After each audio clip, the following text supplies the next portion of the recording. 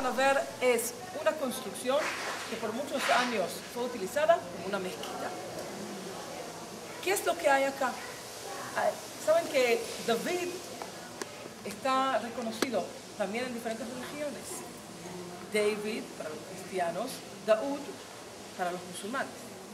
Así que por muchos años buscaron dónde estaba la tumba de David. Y la leyenda dice, o eso es lo que cuenta, digo la leyenda porque lo que pasó, lo que cuento ahora, pasó hace muchísimos años atrás. Hace unos cientos de años, construyendo una gran construcción, hicieron la base a un lugar. Y mientras hicieron la base a un lugar, entonces encontraron de repente una piedra redonda grande. Ahora, ¿sabían que en el pasado no se enterraba la gente como se entierra hoy? No se enterraba la gente y se ponía una roca con un nombre, sino se ponía la gente en una tumba familiar. Y se cerraba la tumba familiar con una piedra redonda grande. Muchas veces se enterraba a la gente junto a tesoros de la familia. Así que se hizo hacer yo siempre lo digo, un deporte bastante popular de buscar tumbas antiguas. ¿Por qué? Porque adentro hay tesoros. Cuando construyeron una construcción grande acá, se descubrió la piedra grande. Entonces movieron la piedra y no estaban muy sorprendidos cuando atrás se encontró un túnel. Y era muy claro para la gente que lo encontró que se trata de un túnel que llega a una tumba antigua. ¿Quién se enterró acá en el monte Sión, en este lugar? Había muchas opiniones. Seguramente una persona muy rica, muy poderosa. Dos hombres se hicieron voluntarios para entrar y ver qué es lo que hay ahí adentro. Estuvieron ahí un rato bastante largo. Después de estar ahí un tiempo largo, salieron totalmente pálidos.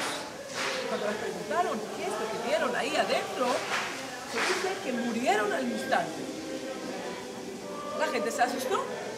Dijeron, ¿qué pasa? Las personas sanas entran en una tumba, salen y se mueren sin poder decir nada.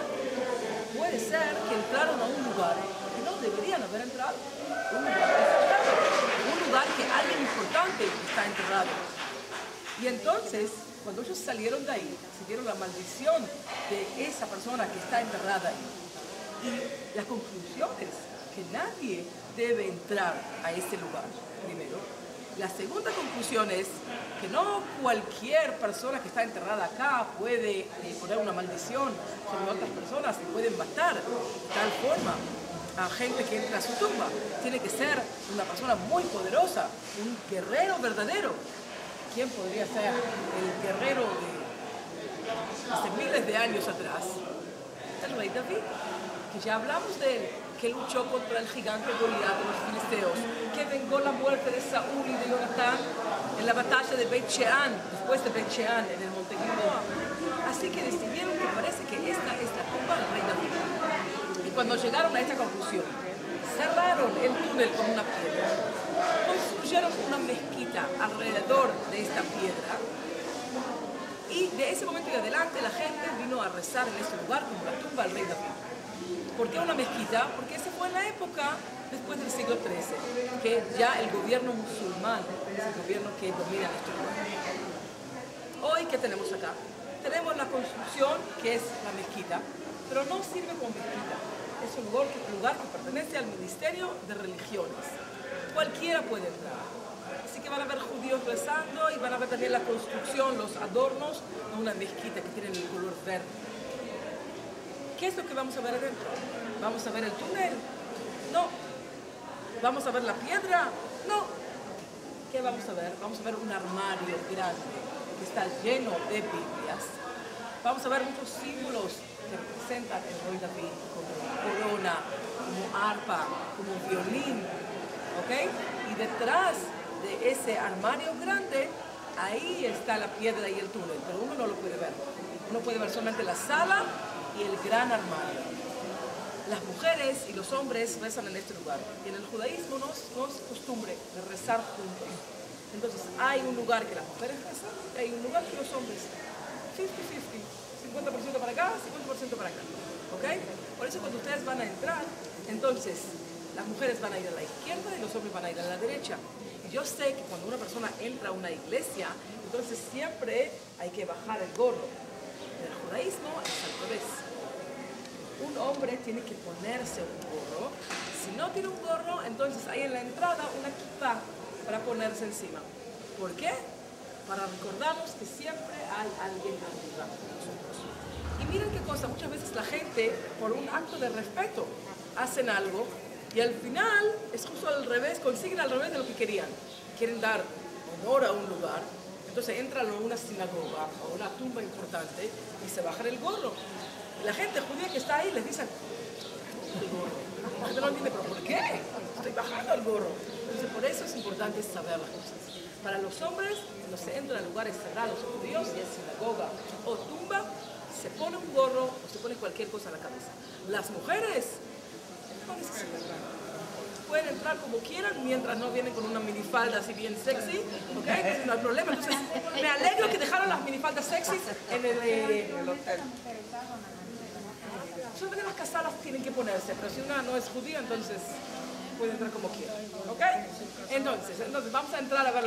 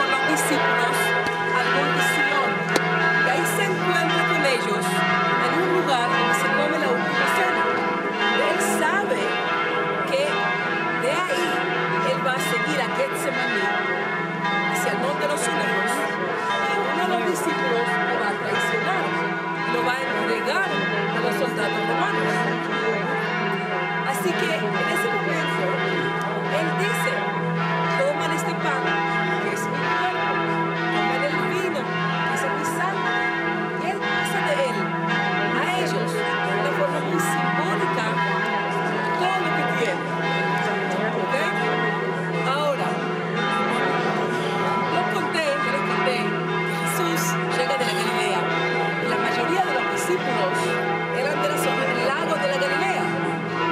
Muchas veces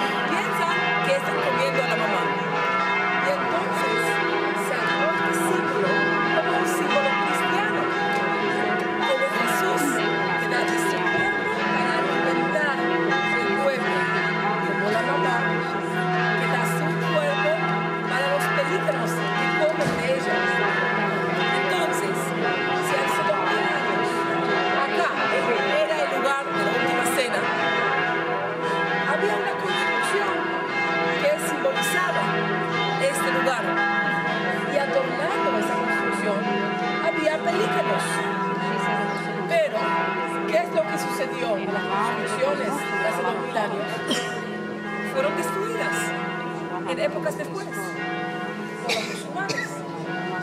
Ahora, si los musulmanes llegaron a un lugar, lo arruinaron completamente, entonces todo quedó con ruinas. Ahora, ¿qué pasa? Pasan los años, el lugar se queda en ruinas. Y muchos años van pasando y de repente viene gente que necesitan construir una mezquita. Y van construyendo de las piedras que traen con ellos para la construcción. Y de repente, cuando estuvieron construyendo esta mezquita, encontraron una piedra adornada, muy especial. Esa piedra que les acabo de mostrar, del pelícano. Ahora, ¿saben que en la religión musulmana no se puede poner imágenes ni de seres humanos ni de animales adentro de un lugar de rezo? Como en el judaísmo también, que se dice que de momento que uno pone una imagen o una estatua es como que se transforma en pagano, así que no se puede hacerlo. Pero sin embargo, parece que los musulmanes vieron esta piedra y dijeron, qué bella piedra, qué buen trabajo que hicieron acá, y decidieron utilizar esta piedra para adornar la mezquita. Entonces la encontraron en las ruinas y la utilizaron de nuevo para adornar la mezquita actual. Cuando terminó la conquista musulmana, estamos de nuevo en época del Estado de Israel. La gente vino y dijo, un momento, esa es una mezquita, pero esta piedra no es musulmana. Esta piedra es un símbolo cristiano antiguo. Entonces, si estamos en el Monte Sión es muy pequeño, y si encontramos acá un símbolo que representa la última cena, en ese mismo lugar, en las ruinas acá, entonces probablemente que el lugar de la última cena era más o menos acá. Entonces el cuarto que ustedes acaban de estar ahora no son las paredes de hace 2000 años, pero probablemente que ahí más o menos fue la construcción, que sabemos que era el segundo piso, en una casa en el Monte Sión. Por eso se eligieron este lugar como lugar de la última cena. Y la verdad, pensando un momento, si el lugar de la última cena era 5 metros más para la derecha o 10 metros más para la izquierda, ¿importa algo? No. El hecho que la gente viene al Monte Sión, el hecho que hay un símbolo cristiano antiguo acá, eso muestra que definitivamente el lugar de la última cena, cenáculo, que es un evento tan importante para el mundo cristiano, era acá. ¿Ok? ¿Preguntas? Entonces, vamos a ver si terminaron lavar la tumba del rey. Subió al cielo. Los griegos ortodoxos opinan que del momento que Jesús resucitó y 40 días hizo milagros por todo el país, ella vino a la parte más baja del Monte de los Olivos y ahí se enterró, pero subió al cielo con todo el cuerpo, no solamente con el alma. ¿Ok? Hay partes del mundo católico, el mundo cristiano, que creen que María, después de lo que pasó con Jesús, dejó este país y fue a Turquía, a un lugar llamado Epsos. Y por eso en Epsos hay una iglesia muy similar a lo que uno ve acá, que se dice que de ahí también se durmió y su alma subió al cielo. Entonces, la iglesia que representa el mundo católico en Jerusalén, el lugar donde María se durmió, es esta iglesia, que se llama la dormición, de la palabra dormir. ¿En dónde? En el monte Sión, que también Sión es el nombre de Jerusalén. ¿Ok? Entonces, no tuvimos suerte. Espero que en los próximos lugares tengamos más suerte.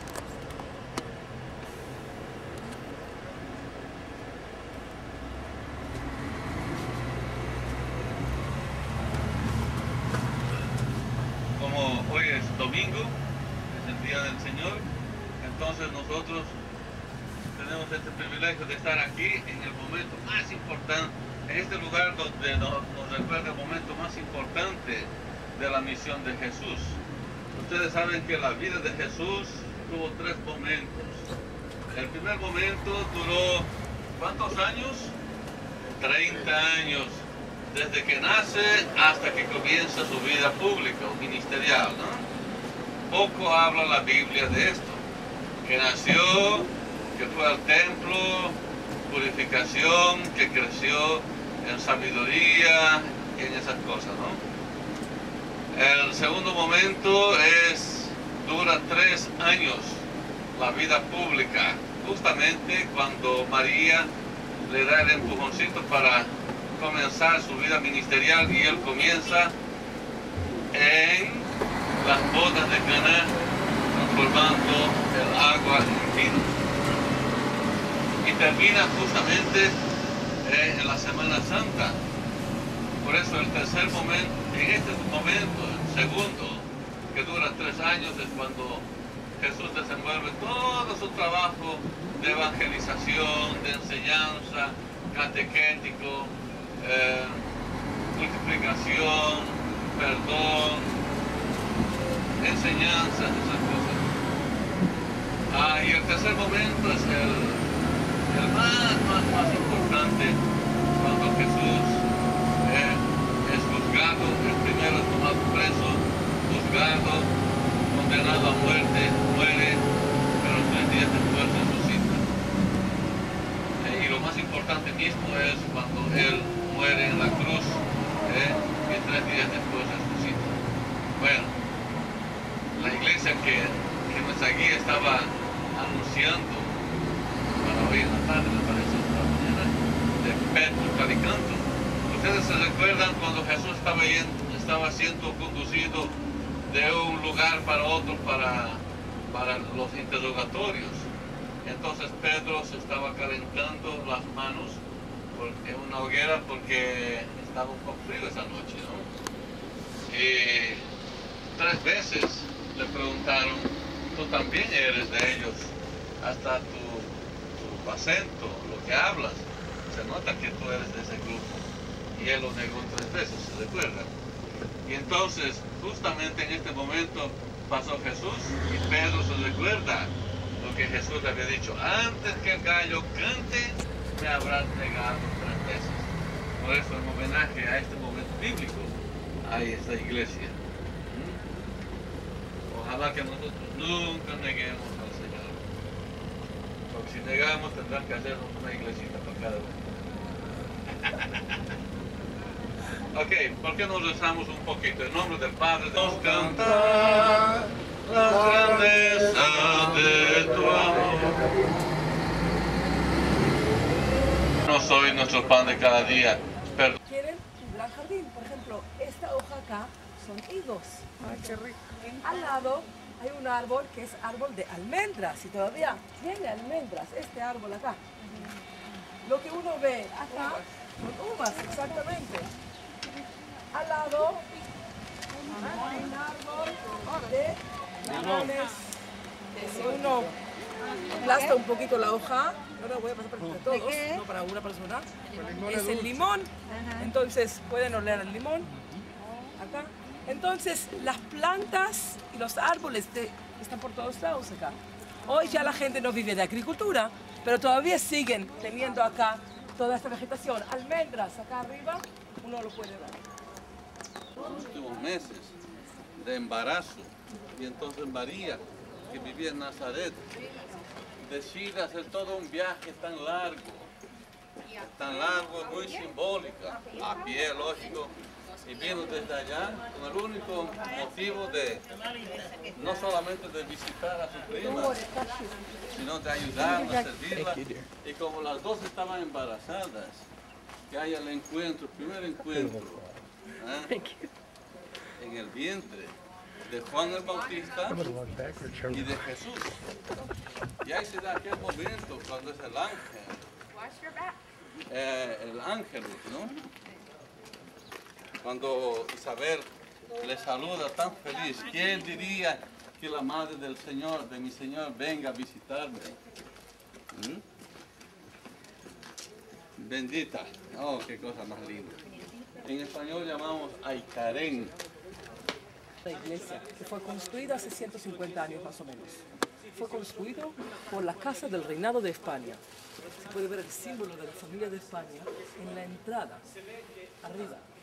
Y la iglesia está construida sobre ruinas de iglesias que se construyeron acá en el pasado. Una del siglo IV, hace más de 1500 años atrás, otra hace 1000 años, en la época de las cruzadas.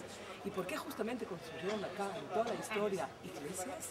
Porque estamos en un lugar que representa la casa de Isabel y de Zacarías, que se dice que Zacarías era un sacerdote que trabajaba en el templo en Jerusalén, no vivía dentro de Jerusalén, vivía en los montes de Judea, que estaban cercanos a Jerusalén. Nosotros hoy estamos en Jerusalén.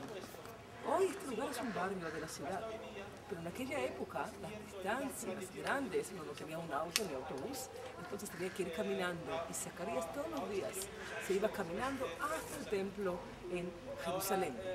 Y cuando él recibe la noticia del ángel que él va a tener un niño, él no puede creer. ¿Por qué? Porque su esposa, Isabel, la prima de María, ya tenía su edad, era una mujer de edad, y él no puede creer que va a tener el niño.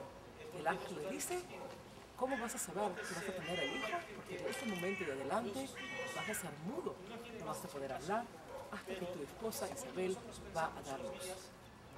Y 9 meses después nace el niño Juan. Entonces nosotros en nuestra visita vamos a visitar 2 lugares en el Karen. Uno que es la iglesia, la casa de Zacarías e Isabel, que es este lugar, y el otro es la iglesia de la Visitación, el lugar donde María visita a su prima y está en un lugar en la montaña. ¿Cuál es la diferencia entre los 2 lugares? Se dice que tenían una casa que era esta, y la otra casa, cuando hacía mucho calor, se subía a un lugar un poco más alto, a un lugar donde había brisa, y ahí es el lugar de la Visitación. Entonces, vayan entrando, vean la iglesia, nos vemos acá en 2 minutos y seguimos para la iglesia de la Visitación.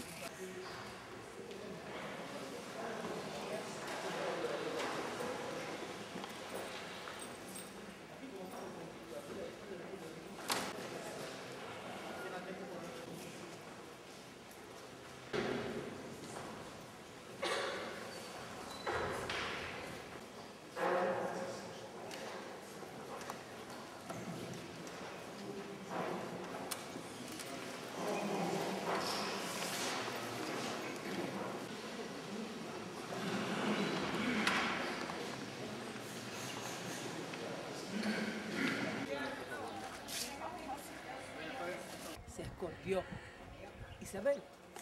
Y en este lugar también, unos meses antes que dio luz, es el encuentro entre María, que está embarazada en su 3er mes, y Isabel, que también está embarazada en su 6º mes. En el momento que se encuentran, el bebé empieza a bailar en la panza, porque siente ahí la de María.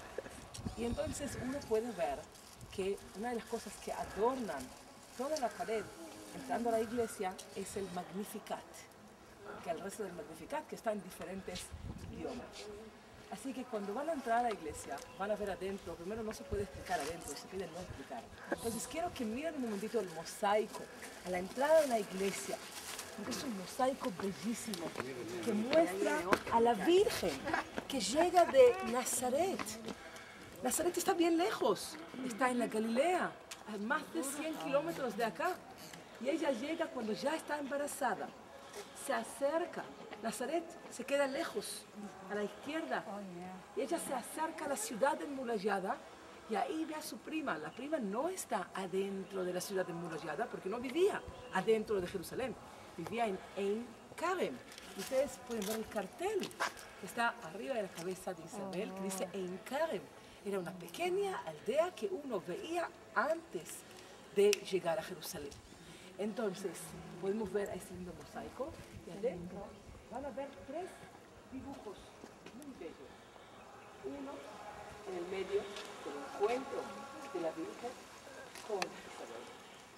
Otro que es los soldados de Herodes. Después vamos a bajar, a hacer una vuelta en la maqueta. Después vamos a pasar por esta puertita a un pasillo que nos va a llevar a la entrada al Museo de los Rollos. ¿Okay? yo les conté que en el Museo de los Rollos hay un arco con un capuchón blanco y una pared negra. Lo pueden ver ahí. Lo acabamos de pasar. Así que el Museo de los Rollos está ahí abajo.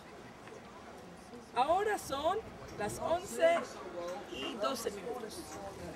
A las 12:15, una hora es lo mínimo, porque yo sé que acá yo voy a trabar 40 minutos. Así que a las 12:15. Cuidado que su guía no se caiga abajo. A las 12:15 nos vemos en el autobús. Muy bien, ahora sí. Esta es Jerusalén en el año 70. Después de Cristo. Una noche después de Cristo. Una noche antes que llega el ejército romano y destruye la ciudad. ¿Cómo fue? Perdóname, una noche que llega él. Antes que esta ciudad fue destruida. ¿Ok? Jerusalén era la más grande y la más bella hace 2000 años. Podemos ver la ciudad. Podemos ver la ciudad. ¿Saben lo que puedes también esperar? Y de vez en cuando después hacer la explicación y no cada frase, porque parte de la explicación ya le hice en inglés. Después se interrumpe. I think she will wait a little bit and then she will tell you, okay? Muy bien, entonces.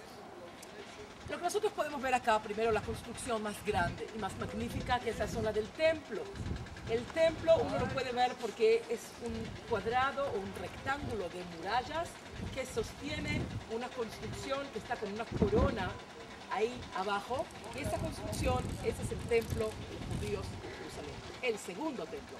Porque el primero fue construido hace 3000 años por el rey Salomón, exactamente en el mismo lugar, sobre una montaña que la creencia judía dice que es la misma montaña donde empezaron a creer el mundo. Es la misma montaña que Abraham tuvo que sacrificar a Isaac. Y en esta montaña el rey Salomón va a construir la casa de Dios. ¿Quién va a ser la persona que decide transformar Jerusalén en su capital? El papá de Salomón, David. David agarra esta ciudad, la conquista, porque ya había acá un pueblo llamado los Jebuseos. Y él viene para acá, conquista la ciudad, y cuando él viene a construir la casa de Dios, Dios le dice: usted no puede construir la casa de Dios. Es un guerrero, tiene sangre sobre sus manos. La única persona que puede construir esa construcción es una persona que no tiene sangre sobre sus manos. Es el hijo, Salomón, que era un hombre de paz. Se dice el más sabio de todos, que sabía inclusive hablar el idioma de los animales. Lo que yo siempre digo, si era tan sabio, ¿por qué se casó con mis mujeres? Eso no me quedó muy claro. Por eso.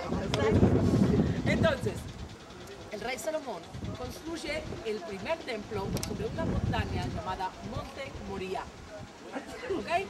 Ese templo que construyó Salomón fue destruido 500 años después por el ejército de Babilonia. Los judíos fueron expulsados de este país a Babilonia. Hay una canción que dice: By the rivers of Babylon. Sobre los ríos de Babilonia, ahí estuvimos llorando, pensando de Jerusalén. Vuelven 50 años después, cuando un rey de Babilonia le da el permiso a volver. Y ahí empieza el periodo, lo llamamos el segundo templo, este periodo. La gente vuelve y construye el segundo templo. Construye logró unir a toda la gente. Logró llevarse muy bien con los romanos, así que los romanos dieron la independencia, o por lo menos la libertad de hacer lo que él quiere en este país, porque no era común en esa época.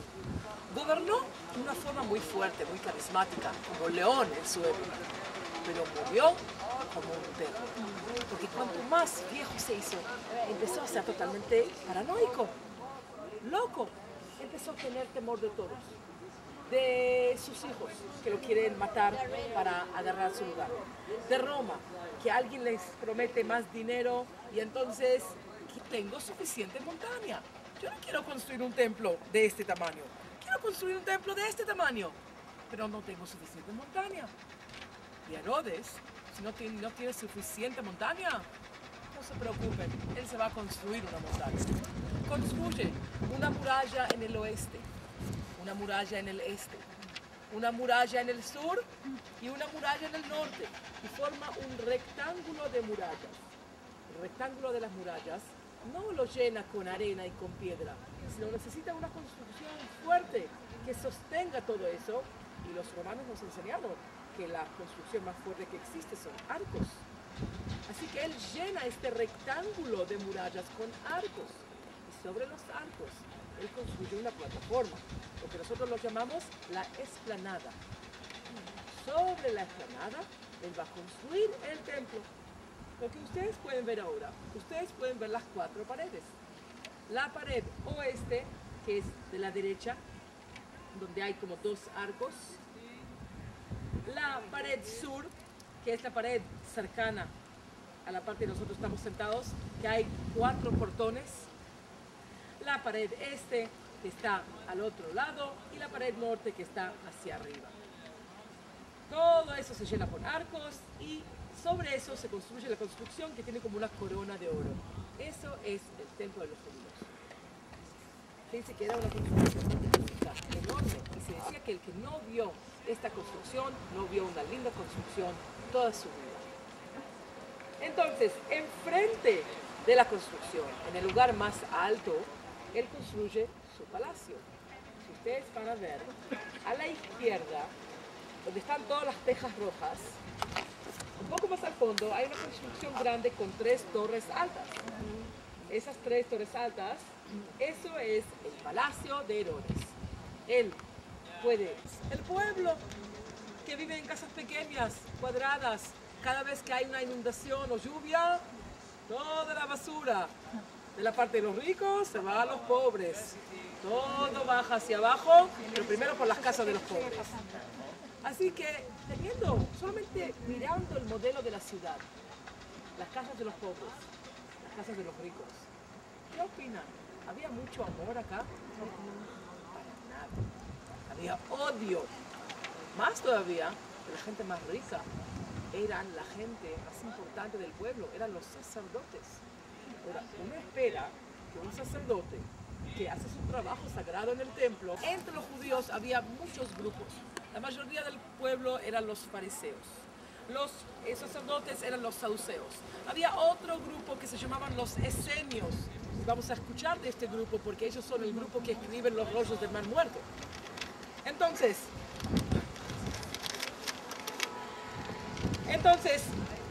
mucho odio hay adentro de esta ciudad. Herodes, los sacerdotes y el pueblo. Ahora, yo les conté que cuando el rey David viene y construye su ciudad, no construye en la parte más alta, la parte que está hacia el fondo, el norte de la ciudad. Construye la parte sur, la parte baja, esta parte que la vemos acá. ¿Y por qué elige un lugar que no es nada estratégico? Por la razón que ahí tiene algo que sin eso no se puede vivir. Exacto. Manantial, el único manantial de la ciudad está ubicado donde está esta señora, un poco más abajo, en el valle. ¿Ok? El valle Kidrón se llama. El valle Kidrón, ahí está el manantial. Por eso cuando el rey David construye la ciudad, la construye al lado del manantial. Ahora, una de las cosas que la gente siempre me pregunta cuando ve esta ciudad, miren alrededor, hay una muralla que rodea la ciudad, pero hay también muchas pequeñas murallas adentro de la ciudad. ¿Por qué? ¿Por qué hay tantas murallas? Mucha gente se equivoca y piensa que las murallas separan entre el pueblo. Los saduceos viven acá con una murallita, los fariseos viven con otra murallita, cada uno se defiende del otro. No tiene nada que ver con los grupos. Tiene que ver con un crecimiento natural de una ciudad. Si la ciudad comienza al lado del manantial, la gente vive al lado del manantial y construye una muralla para defenderse. ¿Qué pasa cuando la ciudad se hace grande? Cuando hay más gente, más población, ya no hay lugar adentro de la muralla. Así que la gente va a salir de la muralla y va a empezar a construir acá, viviendo sin muralla, pero por lo menos teniendo lugar. Y cuando hay problema, cuando hay guerra, se van a defender. Así que van a construir otra muralla, segunda muralla, que incluye también la parte de las casas blancas y las tejas rojas. Llega hasta el palacio de Herodes y de ahí baja hacia la zona del templo. Y la ciudad sigue creciendo, más población, no hay lugar, la gente empieza a vivir afuera de la muralla. Y de nuevo, guerra. Y la gente tiene que construir una nueva muralla. Así que se agrega otra muralla más. Entonces, a cuanto más lejos o cuanto más al norte uno se acerca, así la muralla es más joven. Cosa, Miriam. Que Miriam, que les voy a contar, él se casa con Miriam porque ella es la única descendiente de una familia de nobleza judía llamada Hasmoneos. Ahora, él se casa con ella para que el pueblo judío lo vea a él como el que sigue el camino de los Hasmoneos. El único problema es que el pueblo no lo ve así. ¿Ok? Pero, a pesar que era un casamiento político, Miriam y Herodes se enamoran y viven muchos años juntos y tienen hijos. Pero yo les conté que terminando su carrera, Herodes ya estaba completamente loco. Y una de las cosas es que el pueblo judío representa la destrucción del primer templo y del segundo templo. La gente viene con expectativas de ver una pared enorme del templo de Herodes. Y viene siempre la reacción es la misma. La gente mira y dice, ¿ya está? ¿Esa es la pared? Yo pensé que iba a ser mucho más grande. Y hay una flecha, los que están parados en este lugar, pueden ver al fondo una flecha roja que muestra dónde está el muro de lamentaciones. Y cuando ustedes van a estar pasado mañana, el día que la gente judía ayuna y va a la sinagoga, ¿por qué? Para pedir perdón de Dios por todos los pecados que uno ha hecho por el año y para pedir perdón uno al otro. Es el día más sagrado para nosotros. El día del perdón, exactamente. Entonces, ahí está Kodesh HaKodashim. La gente de todo el mundo venía a ver esta construcción. Ahora, los judíos siempre parece tenían ganas para en ese momento, si acá hay turistas, todo el mundo están dando vueltas. Entonces, ¿por qué no vender algo? Un souvenir, $1, ¿no? Se puede vender un guitarro, pero sí alrededor.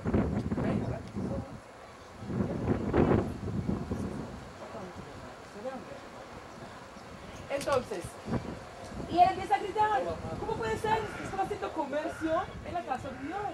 Empieza a mover las mesas, las tiendas. Y la gente dice, ¿y usted quién es? Este joven. Y te dice, ese joven de la Galilea. Los milagros que hizo, es el mismo. ¿Ok? Así que ese momento se puede decir que es la primera vez que toda la gente acá en Jerusalén ven quién es la persona. Porque a los romanos no les gustaba la idea que hay un lugar que solamente judíos podían entrar, podían organizar la reunión. Hoy en día, en el mismo lugar donde estaba esta construcción, que ahora se borró completamente, hay las dos mezquitas. Israel, después de la guerra de Siria, hicieron los romanos hace 2000 años. Tiene una base militar, más o menos ubicada en el lugar de la Anatolia. Y de ahí ellos miran la explanada para controlar los árabes. Exactamente lo que se hacía hace 2000 años con romanos. Los roles se cambiaron. Ahora, ¿qué es la segunda cosa que hacía el gobernador? De ahí hacia los juicios. En el mismo lugar donde uno vive. Tiene que ser afuera. Así que esas personas tienen que agarrar su propia cruz y caminar del lugar del juicio hacia afuera. Y ahí los van a crucificar y ahí los van a enterrar. Entonces, ¿dónde fue el lugar que él lo van a crucificar y va a resucitar? El Calvario, el Santo Sepulcro. El próximo punto les voy a mostrar dónde era. Lo que sí les quiero mostrar acá un lugar importante.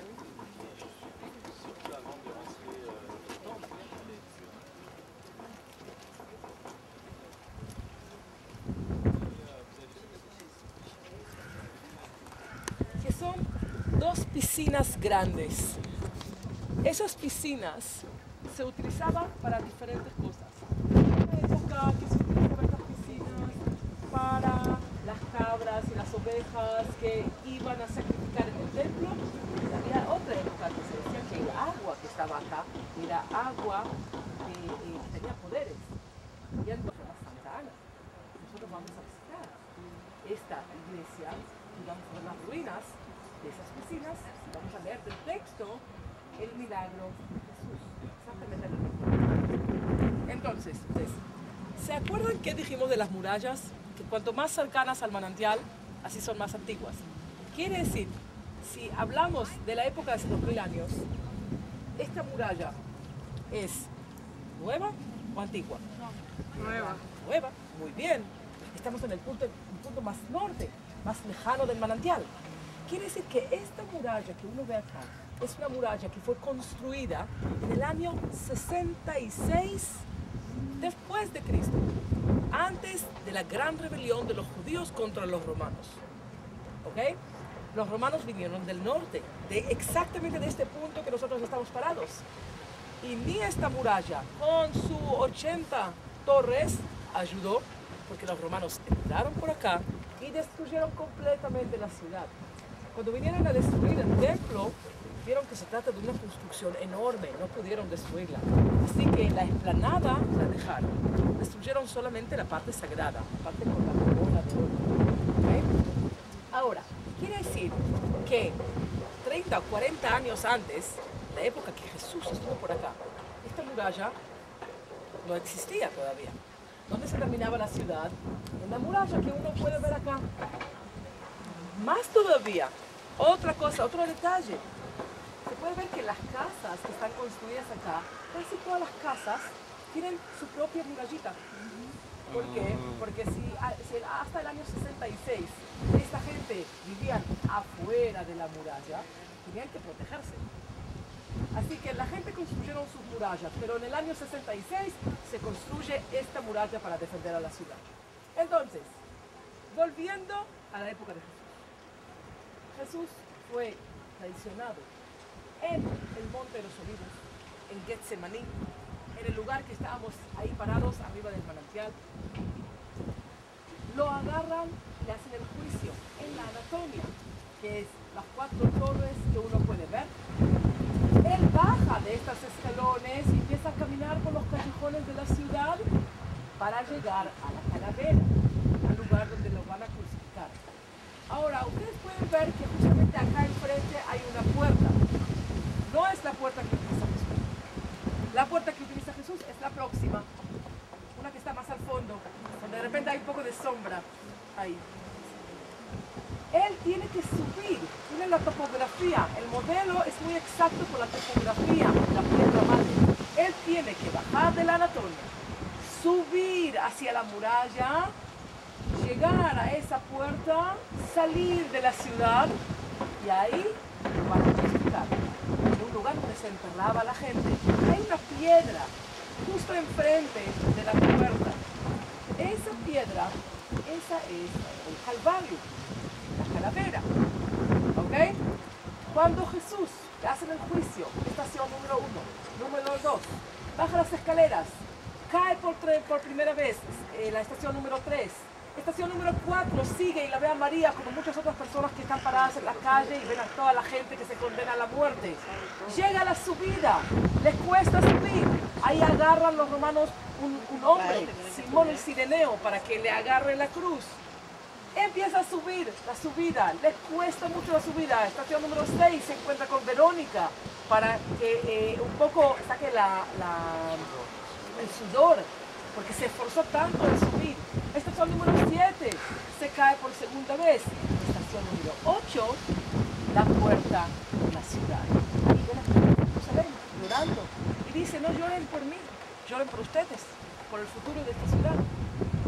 Y después de la número 8, de la 9 para adelante, todo eso está ubicado hoy en día en el Santo Sepulcro, la iglesia del Santo Sepulcro. ¿Ok? Ahora, cuando nosotros vamos a ir pasado mañana, el día martes, y vamos a hacer la Vía Crucis, vamos a llegar a la estación número 7. La número 8 uno no puede llegar porque está dentro de un monasterio. Pero yo voy a ir por un callejón que hoy es el mercado principal de la ciudad. Voy a rodear este monasterio y vamos a ir directamente a la estación número 9. Y ustedes van a decir, ok, la 9 ya está fuera de la ciudad, ¿no? Pero van a mirar alrededor y van a seguir viendo la ciudad. Para ver el mercado. ¿Por qué? Porque la ciudad de hoy no tiene nada que ver con la ciudad de 2000 años. Llevaron a Jesús adentro de la ciudad y sin embargo el Santo Sepulcro está adentro de la ciudad. Pero el Santo Sepulcro estaba fuera de la ciudad en la época de hace 2000 años. ¿Ok? Y el sepulcro se hace en el mismo lugar donde se encuentra la calavera de Adán, el primer hombre. Sobre ese lugar se va a construir una iglesia. Así que acuérdense esta maqueta. Esta maqueta ayuda muchas veces